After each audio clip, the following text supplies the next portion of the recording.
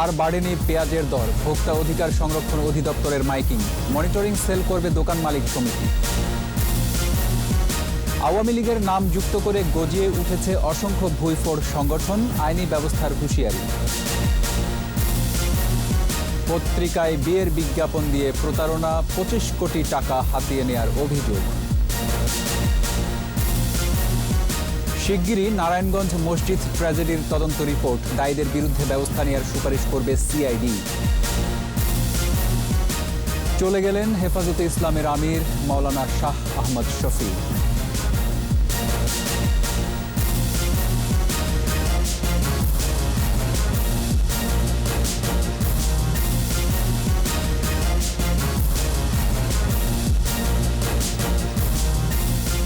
শুনছিলেন first security ইসলামী bank limited সংবাদ শিরোনাম। আমন্ত্রণ জানাচ্ছি রাত 11টার 21 সংবাদে, সাথে আছি রক্তিম ত্রিপুরা। দর্শক, 21 টেলিভিশনের সংবাদ একই সাথে সরাসরি দেখতে পাবেন আমাদের ফেসবুক পেজ www.facebook.com/2124 অনলাইনে। মাঝখানে ভ্যানিলা ক্রিম আর দুই পাশে বিস্কুট, ইয়াম্মি মজা। ক্রিমও খাও নিজের স্টাইলে। এছাড়া সংবাদে আরও থাকছে, জলে ফোটা পদ্মে ফুটে উঠেছে বাংলার প্রকৃতির রূপ, খালে বিলে নানা রঙের মেলায় বিমোহিত মন।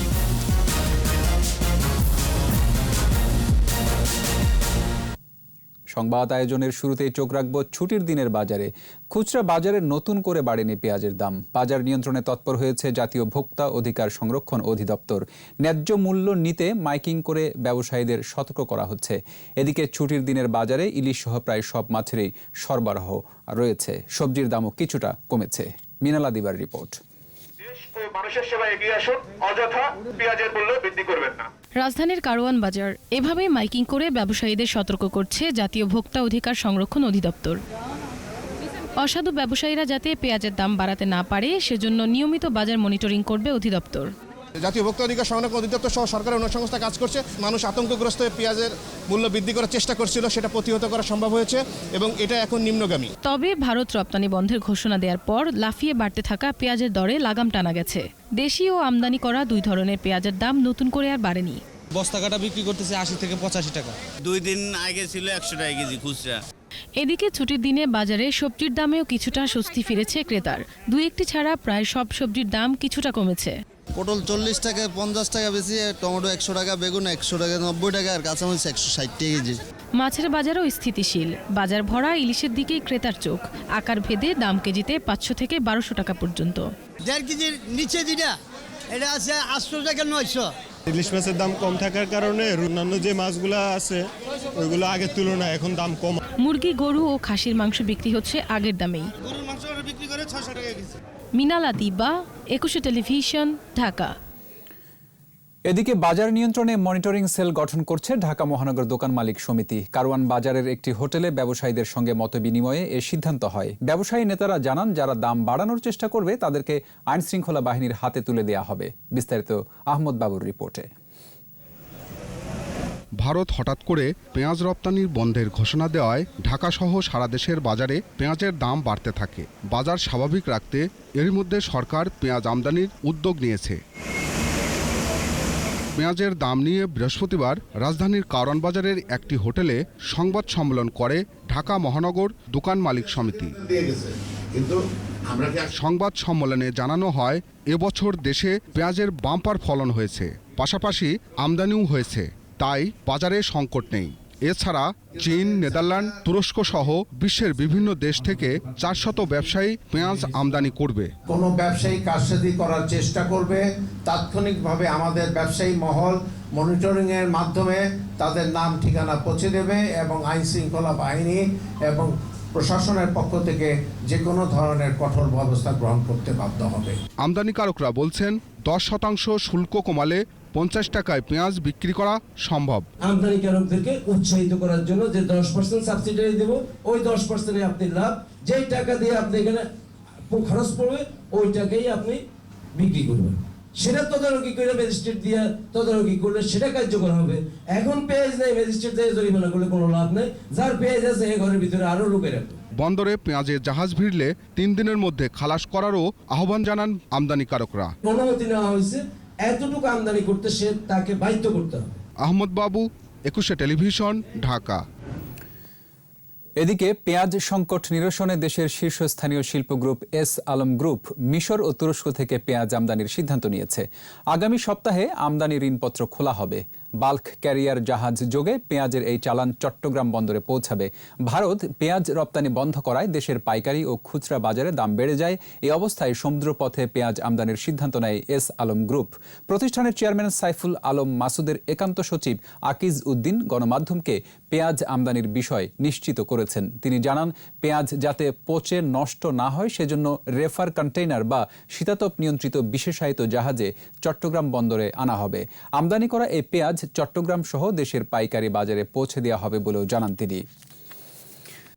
আওয়ামী লীগের নাম যুক্ত করে সারা দেশে গজিয়েছে কয়েকশো ভুইফোড় সংগঠন। অনুমোদনহীন এসব সংগঠন শুধু দলের নাম ব্যবহার করেই ক্ষান্ত হয়নি, অবৈধ সুবিধা নেয়ার অভিযোগও আছে এদের বিরুদ্ধে। নামের পাশে লীগ কিংবা বঙ্গবন্ধু শব্দ ব্যবহার করা সংগঠনের বিষয়ে স্পষ্ট হুঁশিয়ারি রয়েছে আওয়ামী লীগের পক্ষ থেকে। এসব ভুয়া সংগঠনের বিরুদ্ধে আইনি ব্যবস্থা নেওয়া হবে বলেও জানিয়েছেন নেতারা। প্রতিনিধিদের সহায়তায় রিপোর্টে আরও জানাচ্ছেন আকবর হোসেন সুমন। বাংলাদেশ আওয়ামী লীগের সহযোগী এবং ভ্রাতৃপ্রতিম সংগঠন আছে 8টি। টানা তৃতীয় মেয়াদে সরকার পরিচালনা করছে আওয়ামী লীগ। জনপ্রিয়তার শীর্ষে থাকা এই দলটির সুনাম ব্যবহার করছে অনেক নাম সর্বস্ব সংগঠন। ব্যাঙের ছাতার মতো গজিয়েছে ভুঁইফোড় সংগঠনগুলো। এদের কোনো অনুমোদন নেই। অভিযোগ আছে এসব নাম সর্বস্ব সংগঠন চাঁদাবাজি সহ অবৈধ সুবিধা আদায়ে তৎপর। কিছু সংগঠনের দাবি কেন্দ্রীয় অনুমোদন আছে তাদের। আমরা যখন এই মাধ্যমে যখন আসি তখন আমরা একটা ফরম পাই, যে ফরমে লেখা ছিল বাংলাদেশ আওয়ামী মোটর চালককে 25 টাকা জননেত্রী শেখ হাসিনা। বঙ্গবন্ধুর নামে কোনো কিছু করতে হলে মেমোরিয়াল ট্রাস্ট কর্তৃক অনুমোদন লাগে। আমাদের এই বঙ্গবন্ধু সৈনিক লীগ মেমোরিয়াল ট্রাস্ট কর্তৃক অনুমোদিত। দীর্ঘমেয়াদে ক্ষমতায় থাকার কারণে অগোচরেই এসব অবৈধ সুবিধাভোগী সংগঠনের জন্ম বলে মনে করেন এই আওয়ামী লীগ নেতা। আমাদের নির্দিষ্ট সংগঠন যেগুলো অনুমোদিত কেন্দ্রের থেকে, এর বাইরে যে সমস্ত ভুইফোড় সংগঠন আছে এগুলোর সঙ্গে আওয়ামী লীগের কোনো সম্পর্ক নেই।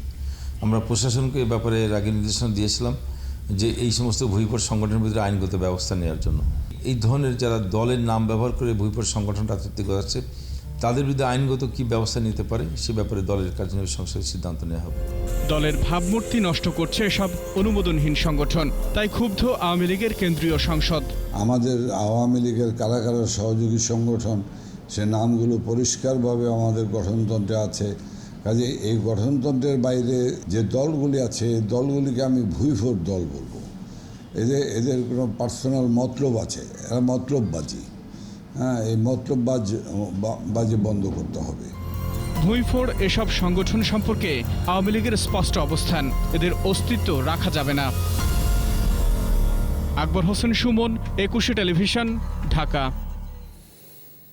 যে কোনো ক্রান্তিকালে জাতির পিতার আদর্শে বিশ্বাসী কর্মীরাই আওয়ামী লীগকে ধরে রেখেছে বলে মন্তব্য করেছেন সরকারের মন্ত্রীরা। মোহাম্মদ নাসিম ও অ্যাডভোকেট সাহারা খাতুন এর স্মরণ সভায় তারা বলেন, নেতাকর্মীদের ত্যাগ হারিয়ে যাওয়ার নয়, কঠিন এই সময়ে আওয়ামী লীগের কর্মীরাই জনগণের পাশে আছে বলেও জানান তারা। রিপোর্টে আরও জানাচ্ছেন মোহাম্মদ নুরুন নবী। জাতীয় প্রেস ক্লাবে প্রয়াত আওয়ামী লীগ নেতা মোহাম্মদ নাসিম এবং অ্যাডভোকেট সাহারা খাতুনের স্মরণে এই আলোচনা সভায় যোগ দেন সরকারের 2 মন্ত্রী, 1 উপমন্ত্রী। প্রয়াত এই 2 নেতার স্মৃতিচারণ করেন তারা। বক্তারা বলেন, ক্রান্তিকালে আওয়ামী লীগের ত্যাগী নেতাকর্মীরাই মানুষের পাশে থাকে। 2 জনেরই বর্ণাঢ্য রাজনৈতিক জীবন রয়েছে, দুঃসময়ের ইতিহাস রয়েছে।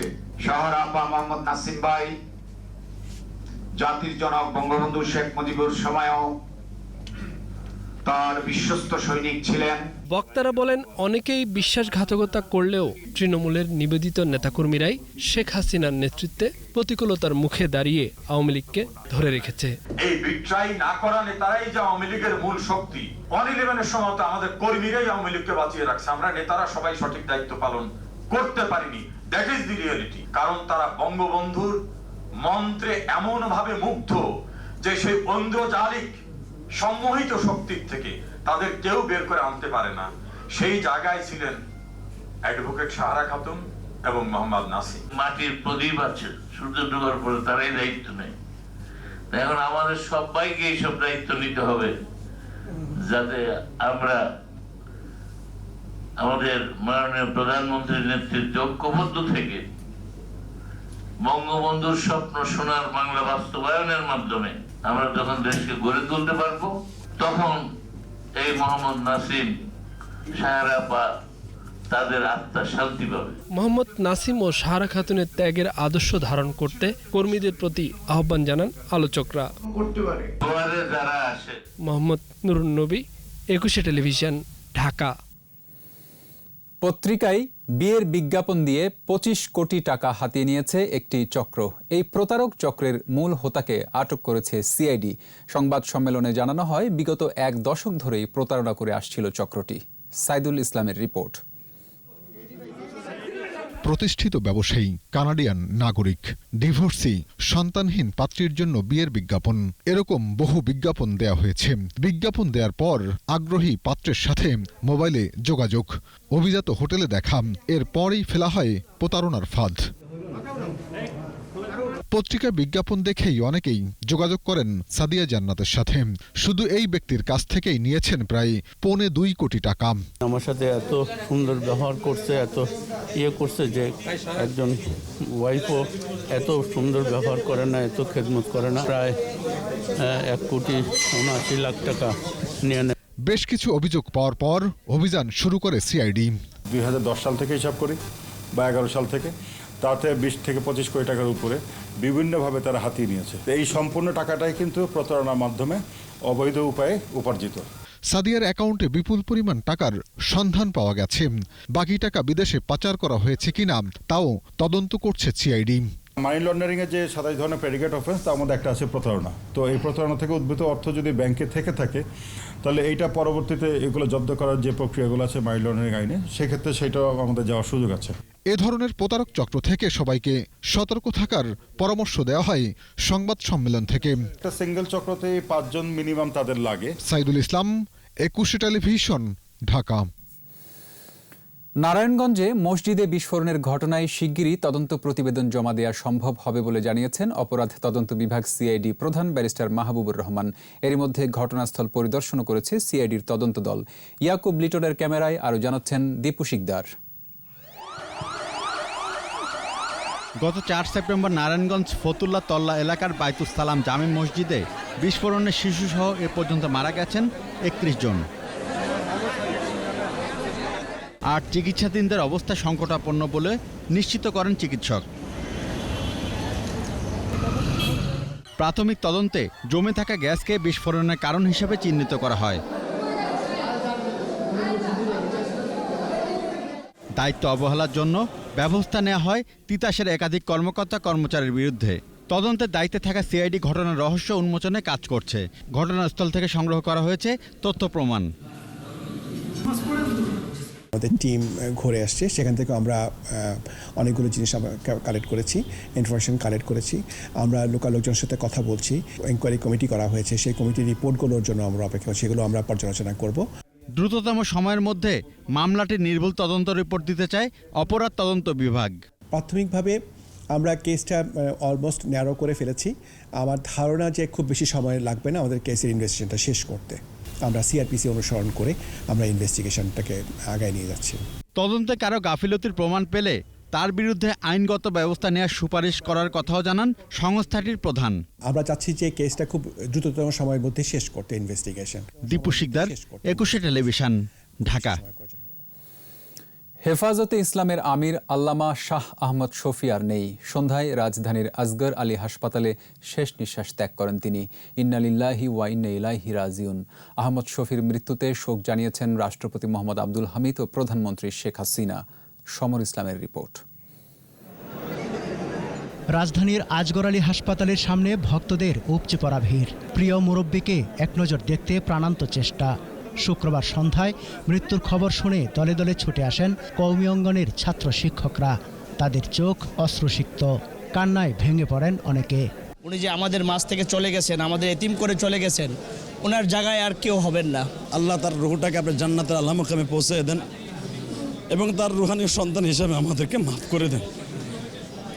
কি কষ্ট নিয়ে গেছেন, কেন নিয়ে গেছেন এটা আমি বলতে চাই না, এটা আল্লাহ পাকি ভালো জানেন।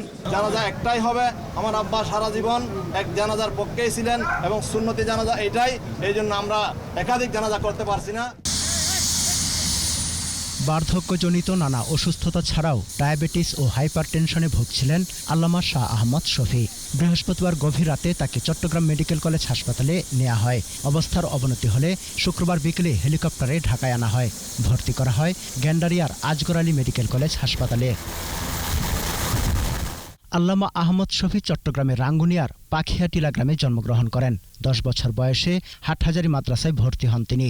1941 সালে তিনি ভারতের দারুল উলুম দেওবন্দ মাদ্রাসায় ভর্তি হন। সেখানে হাদিস, তাফসির, ফিকাহশাস্ত্র অধ্যয়ন করে দাওরায়ে হাদিস সমাপ্ত করেন। 1946 সালে দারুল উলুম হাটহাজারীতে শিক্ষক হিসেবে দায়িত্ব পান আহমদ শফি। 1986 সালে প্রতিষ্ঠানের মজলিসে শুরার সিদ্ধান্ত অনুযায়ী মহাপরিচালক পদে দায়িত্ব পান। পরবর্তী সময়ে শাইখুল হাদিসের দায়িত্ব পালন করেন তিনি।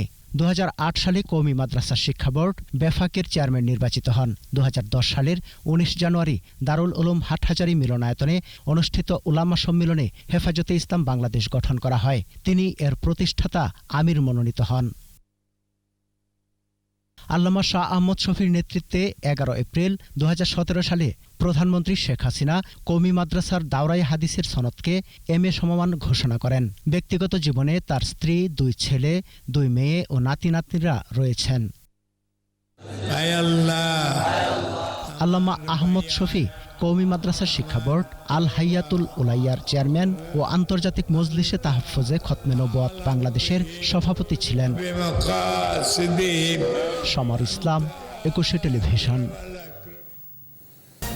কোভিড-19 দেশে আরও 22 জনের মৃত্যু হয়েছে। 21 জনই হাসপাতালে মারা গেছেন। এর মধ্যে 16 জন পুরুষ ও নারী 6। মৃতের সংখ্যা বেড়ে 4881।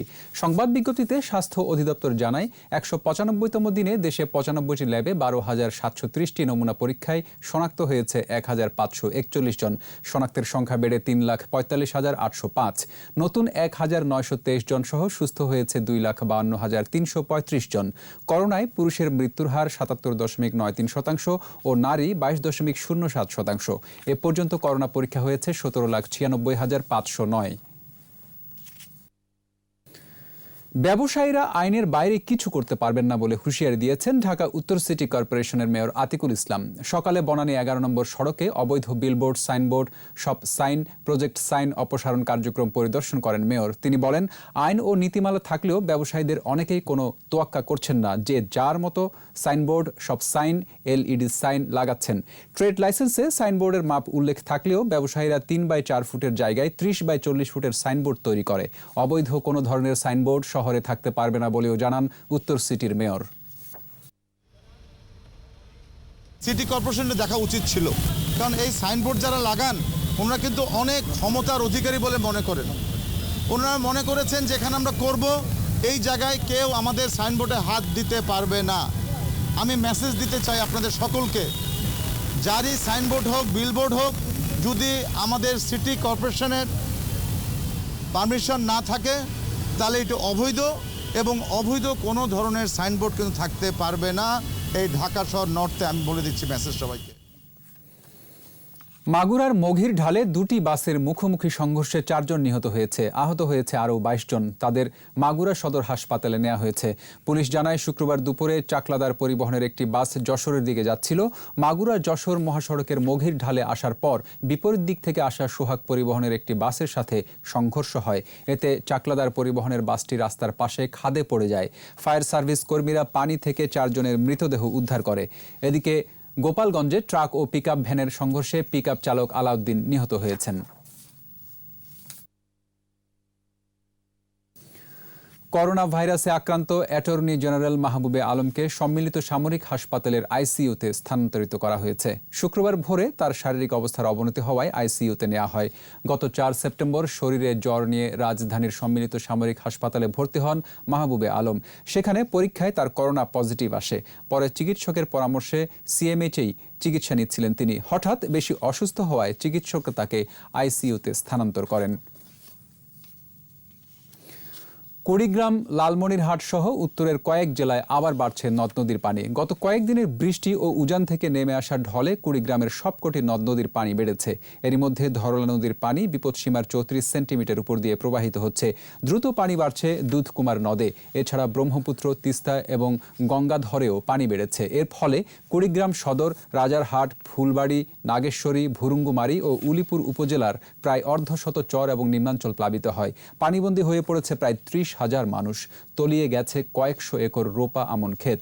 পানি উন্নয়ন বোর্ড জানায় আগামী 2-3 দিন পানি আরও বাড়তে পারে। এদিকে লালমনিরহাটেও বন্যা পরিস্থিতির অবনতি হয়েছে। তলিয়ে গেছে ফসলি জমি। বাড়ি ঘরে পানি ওঠায় মানুষ আশ্রয় নিয়েছে বাঁধে।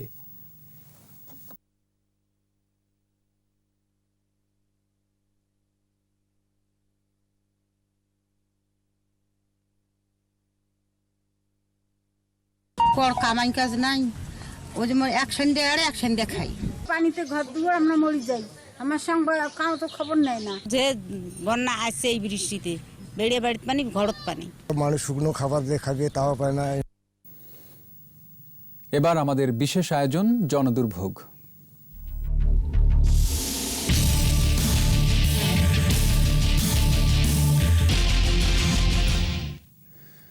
এখনও জাতীয় পরিচয়পত্র এনআইডি পাননি বহু মানুষ। লোকবল সংকট রয়েছে এনআইডি দপ্তরে। পাশাপাশি রয়েছে কর্মকর্তা কর্মচারীদের নানা গাফিলতি। ভুক্তভোগীরা বলছেন বছরের পর বছর নির্বাচন অফিসে ঘুরেও এনআইডি পাওয়া যাচ্ছে না। রাজধানী সংলগ্ন ধামরায় ঘুরে এসে আরও জানাচ্ছেন অখিল পোদ্দার, ছবি তুলেছেন রুমি তালুকদার। ঢাকার ধামরাই উপজেলার চৌহাট গ্রামের নাজিম উদ্দিন নাম পরিবর্তনের জন্য ফর্ম পূরণ করেছেন 3 বছর আগে। অতঃপর শুধুই ঘোরাঘুরি। বললো যে 2 মাস পরে আসো, 2 মাস পরে গেলাম, তারপরে আবার গেলাম, আবার 2-3 মাস পরে আসলাম। আমার এরকম খালি ঘুরাই দিয়েছে। একই উপজেলার উলাইল গ্রামের সোহেল রানা ঘুরছেন 4.5 বছর। 16 সালে ভোটার আইডি সংশোধনের জন্য দিয়েছিলাম, সেটা এখনও পাই নাই। এর কারণে আমি কোনো জায়গায় চাকরির জন্য অ্যাপ্লাইও করতে পারতেছি না। আমার যে আইডি কার্ডটা ছিল সেটা ওখানে ডকুমেন্ট সহ সব জমা দিছি। মানুষের দুর্ভোগ জানতে ধামরাই উপজেলাকে আমরা ক্ষেত্র হিসেবে বেছে নিলেও সারা দেশে এমন কেস স্টাডি অসংখ্য। লোকবল সংকট আছে অধিকাংশ অফিসে। সরকারি আর আউটসোর্সিং কর্মকর্তা কর্মচারীদের মাঝে মানসিক দ্বন্দ্বও চরমে, যে কারণে এনআইডির কাজে এমন ধীর গতি। ঘোরাঘুরি করার পর আমরা কাউকে খুঁজে পাই না। কেন পাই না? লোকজন কম। যাও 2-1 অফিসার যারা আসে কাজকর্ম করার জন্য, তাদের ইচ্ছা অনুযায়ী তারা আসে। দেশে ছুটিতে যাচ্ছি, আইডি কার্ডের লেগে কিন্তু দিছি, আমি এখনো পাচ্ছি না। এই ভোগান্তির জন্য কোনো কাজই করতে পারতেছি না। পরিচয়পত্র দুর্ভোগের কথা জানেন স্থানীয় কাউন্সিলর। আমি নিজে দরকার হয় যাব, যে তাদের যে সমস্যাটা আছে সমাধান করার চেষ্টা করব এবং নির্বাচন তাকেও বলবো যে আপনি একটু ইমিডিয়েটলি এই কাজগুলো করে দেন। নির্বাচন অফিসের ঊর্ধ্বতন কর্মকর্তারা কথা বলবেন না এ বিষয়ে। এসএমএস-এর বিনিময়ে মিলেছে ফিরতি মেসেজ। এক এক সময় এক এক কথা বলে। এই অফিসার আছে, সেই অফিসার নেই, সই হয়নি, আসেনি। এইভাবে ঘুরতে ঘুরতে অনেক দুর্ভোগের ভেতর আছে। ধামরাইয়ের উপজেলা নির্বাচন কর্মকর্তাকে পাওয়া গেল না কার্যালয়ে। একতলা ও দোতলা মিলে কাজ করছেন মাত্র 2 জন। যাদের ইমার্জেন্সি দরকার আসে, সে দেই আমরা বের করে খুঁজে নিয়ে যায়। এর মধ্যে অনেকে আছে মৃত ব্যক্তিও হয়তো হতে পারে। কাজ সারা কাজ হয় না, এই ধরনের কথা ধামরাইতে ইনশাল্লাহ শুনবেন না। নির্বাচন কমিশনে রয়েছে মারাত্মক লোকবল সংকট। তারপরও যারা আছে তাদের কারো কারো কাজের গাফিলতির কারণে জায়গা বিশেষে জমে যাচ্ছে এরকম এনআইডির পাহাড়। প্রিয় দর্শক, আপনার চারপাশে নানা সমস্যা আর ভোগান্তি চিত্র তুলে ধরবে 21শে টেলিভিশন। এসব তথ্য জানাতে ফোন করুন। 21শে টেলিভিশনে পৌঁছে যাব আমি অখিল পোদ্দার, আর 21শে টেলিভিশনের ক্যামেরা আপনাদের দুর্ভোগ দুর্দশায় সবসময় পাশে আছে 21শে টেলিভিশন। চিলাহাটি থেকে হলদিবাড়ি রুটে 16 ডিসেম্বর অথবা আগামী বছরের 26 মার্চের মধ্যে ভারতের সাথে রেল যোগাযোগ স্থাপন করা যাবে বলে জানিয়েছেন রেলমন্ত্রী অ্যাডভোকেট নুরুল ইসলাম সুজন। এর উদ্বোধন করবেন প্রধানমন্ত্রী শেখ হাসিনা ও ভারতের প্রধানমন্ত্রী নরেন্দ্র মোদী। দুপুরে পঞ্চগড়ে কৃষক লীগের বর্ধিত সভায় রেলমন্ত্রী এসব কথা বলেন। মন্ত্রী বলেন, রেল যোগাযোগ চালু করতে এরই মধ্যে দুপাশে রেল লাইনের কাজ শেষ হয়েছে। আগামীতে বাংলা বান্ধা দিয়েও ভারতের শিলিগুড়ির সাথে রেল যোগাযোগ কার্যক্রম শুরু হবে বলেও জানান রেলমন্ত্রী।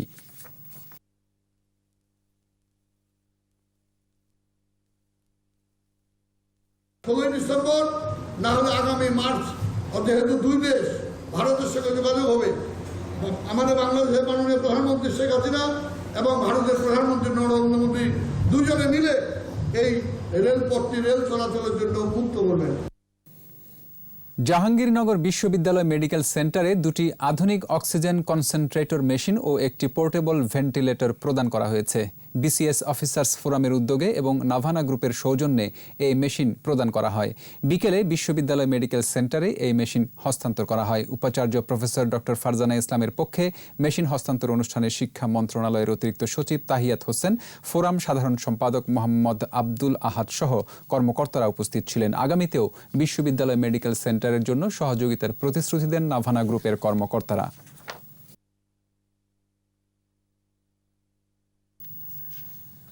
জলজ ফুলের রানী পদ্ম। ফুটে থাকা ফুল শুধু বিলের নয়, সৌন্দর্য বাড়িয়ে দিয়েছে প্রকৃতিরও। আর এমন সৌন্দর্যের দেখা মিলেছে গোপালগঞ্জ, ব্রাহ্মণবাড়িয়া ও কুমিল্লার বিভিন্ন বিলে। এসব বিলে এখন ভিড় করছেন দর্শনার্থীরা। পদ্মবিল নিয়ে প্রতিনিধিদের সহায়তায় রত্না জামানের রিপোর্ট। রাতের আধার কেটে সূর্য উঁকি দেওয়ার সাথে সাথেই হেসে ওঠে পদ্ম। পাপড়ি মেলে জানান দেয় আপন সৌন্দর্য। বিস্তীর্ণ বিল জুড়ে পদ্মের সমাহার। এরই মাঝে নানান প্রজাতির পাখির ওড়াউড়ি। প্রকৃতির এমন সৌন্দর্য উপভোগ করতে হলে যেতে হবে গোপালগঞ্জ থেকে 12 কিলোমিটার দূরে বলাকির গ্রামে। 1988 সাল থেকে বর্ষাকালে এ বিলে প্রাকৃতিকভাবেই জন্ম নেয় পদ্ম ফুল। এইসব জায়গার জন্য আসলে আমাদের আসা উচিত, দেখা উচিত, যেন আমাদের জায়গাগুলো সবসময় প্রাণচঞ্চল্য থাকে। প্রকৃতির কাছে আসতে হলে আমি মনে করি অবশ্যই পদ্মবিলটা বেস্ট। করোনার মধ্যে আমাদের সবার মধ্যে যে ডিপ্রেশনটা তৈরি হয়েছিল, এখানে আসলে সেটা মোর দেন 50% রিডিউস হওয়া পসিবল। সৌন্দর্য উপভোগে আসা দর্শনার্থীদের নৌকায় ঘুরিয়ে জীবিকা নির্বাহ করছে বিলপাড়ের 2 শতাধিক পরিবার। তবে পদ্মবিলে আসার একমাত্র সড়কটি রয়েছে বেহাল অবস্থায়। অনেক দূরিতে মানুষ এই জায়গা আসে। আমরা দৈনিক যারা মাঝে এরা 500-600 টাকা করে ইনকাম করতে পারি। ব্রাহ্মণবাড়িয়ার আখাউড়া ত্রিপুরা সীমান্তবর্তী ঘাঘুটিয়া মিনারকোট পদ্মবিলও সেজেছে অপরূপ সাজে। আর ডিঙ্গি নৌকায় পুরো বিল ঘুরে মনকে প্রশান্ত করছেন প্রকৃতিপ্রেমীরা। আমরা বিকালবেলা আমাদের পরিবারের সবাইকে নিয়ে ঘুরতে আসছি। দেখতে জায়গাটা খুব সুন্দর, মনোমুগ্ধকর। 4 রঙে রঙিন এই পদ্মবিলটি কুমিল্লা জেলার বুড়িচং উপজেলার দক্ষিণ গ্রামে। এখানে অন্তত 10 একর জমি জুড়ে এই বিল। নীল, সাদা, গোলাপি ও হলুদ রঙের পদ্ম ফুল ফুটে আছে পুরো বিল জুড়ে। বর্ষা শুরু থেকে শরৎ পর্যন্ত পদ্ম ফুলে রঙিন থাকে পুরো বিল এলাকা। রত্না জামান, 21 টেলিভিশন। এবার সোশ্যাল ইসলামী ব্যাংক লিমিটেড বাণিজ্য সংবাদ।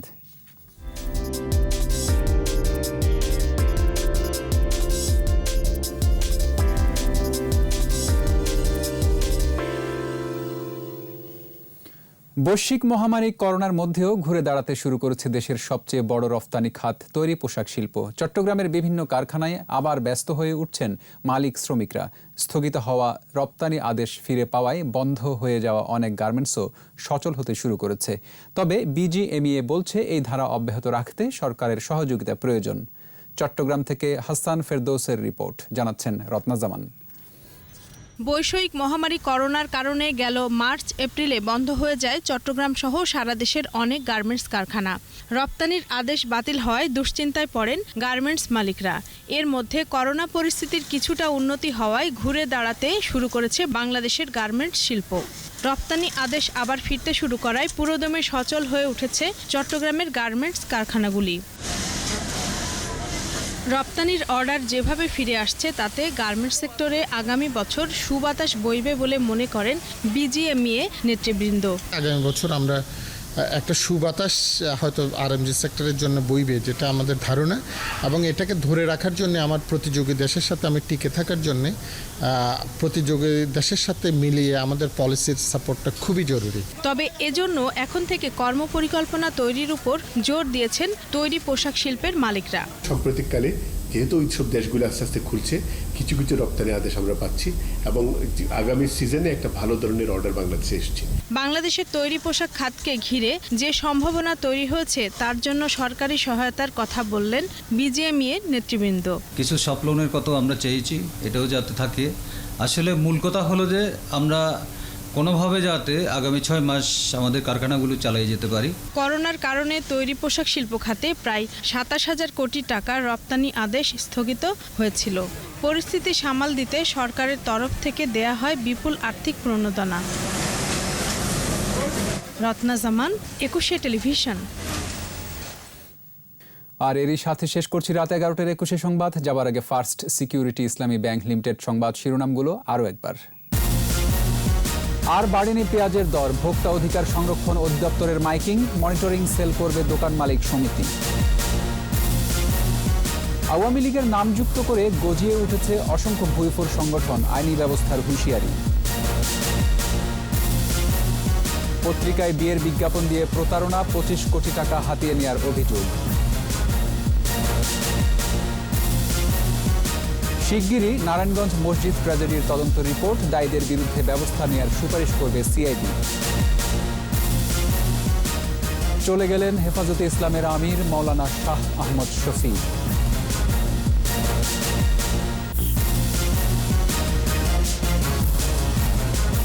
সর্বশেষ খবর জানতে ডায়াল করুন 2021 নম্বরে, আর ভিজিট করুন 21-tv.com ওয়েবসাইটে। এছাড়া ফেসবুকে লগ ইন করতে পারেন facebook.com/2124 অনলাইনে। পরের সংবাদ রাত 1টায় দেখার আমন্ত্রণ রইল। স্বাস্থ্যবিধি মেনে চলুন, সুস্থ থাকুন।